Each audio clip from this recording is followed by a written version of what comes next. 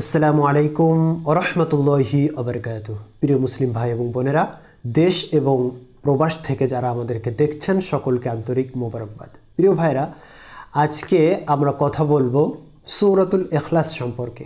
কোরআনুল কারীমের 112 নম্বর সূরা সূরাতুল ইখলাস, এর মধ্যে 4টি আয়াতে কারিমা রয়েছে।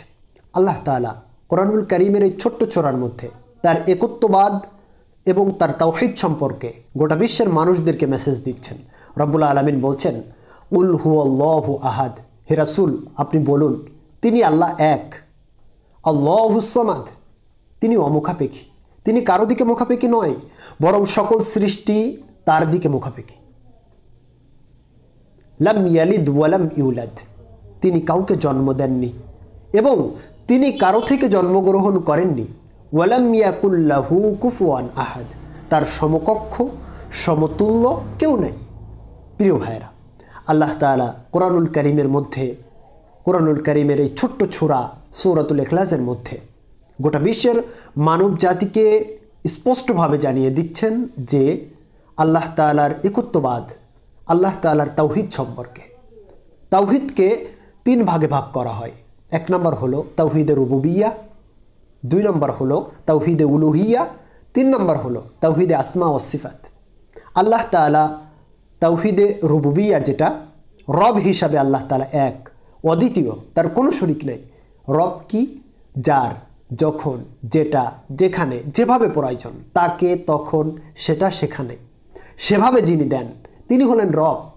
রব শব্দের অর্থ হলো সৃষ্টিকর্তা, পালনকর্তা, লালনকারী।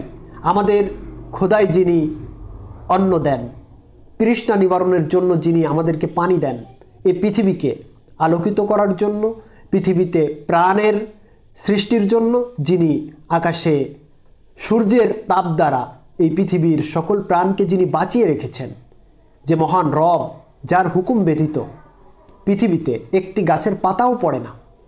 রব শব্দের অর্থ হলো পরিচালক, যিনি গোটা ইউনিভার্স, গোটা মহাবিশ্বকে পরিচালনা করেন, তিনি হলেন রব। এই পৃথিবী, আকাশ, বাতাস, গ্রহ, নক্ষত্র, গ্যালাক্সি, ব্ল্যাক হোল, এই গোটা ইউনিভার্সকে যিনি পরিচালনা করেন তিনি হলেন রব।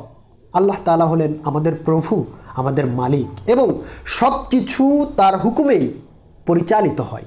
তিনি হলেন গোটা মহাবিশ্বের সৃষ্টিকর্তা, পরিচালক এবং গোটা মহাবিশ্বের মালিক। প্রিয় ভাইরা, রব হিসাবে আল্লাহ এক, অদ্বিতীয়, তার কোনো শরীক নেই। ঠিক একইভাবে তাওহীদে উলুহিয়্যাহ অর্থাৎ এলাহ হিসাবে, মাবুদ হিসাবে, মাবুদ বলা হয় যার ইবাদত করা হয় সে হলো মাবুদ। মাবুদ হিসাবে আল্লাহ এক, ইবাদত পাওয়ার যোগ্যতা একজনের আছে, ইবাদত পাওয়ার যোগ্যতা একজনের আছে, তিনি হলেন মহান প্রভু আল্লাহ সুবহানাহু ওয়া তাআলা। কারণ তিনি গোটা মহা ইউনিভার্স, গোটা মহাবিশ্বকে তিনি সৃষ্টি করেছেন এবং গোটা মহাবিশ্বকে তিনিই পরিচালনা করেন।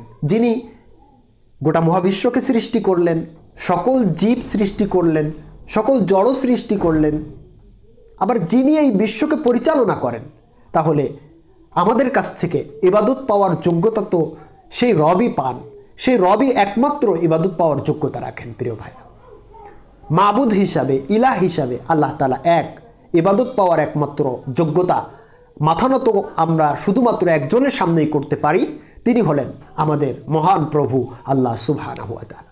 প্রিয় ভাইরা, তাওহীদ আসমা ওয়াস সিফাত অর্থাৎ আল্লাহ তাআলার যে সকল গুণবাচক নাম রয়েছে, এই গুণবাচক নামের ক্ষেত্রে আল্লাহ তাআলা এক।